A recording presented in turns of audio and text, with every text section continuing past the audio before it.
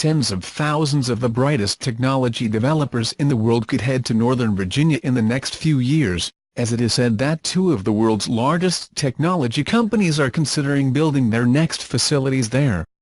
Amazon previously suggested that the territory was among the 20 main options to build a new headquarters with 50,000 employees, and now it is rumored that Apple is considering the area for a campus of 20,000 employees. The last Apple campus to start was its Apple Park, which was in full development.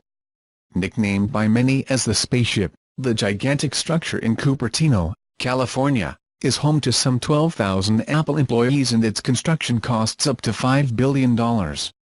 It is rumored that the new campus that Apple would consider in Northern Virginia could be even larger, and could support up to 20,000 Apple employees.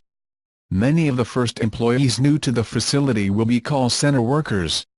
Economic development officials have proposed several potential sites for the installation, which could extend up to 4 million square feet, almost half as big as Apple Park. There are several proposed sites for the new campus, although they may also be under consideration by Amazon, which is considering its own 50,000-person facility in the state.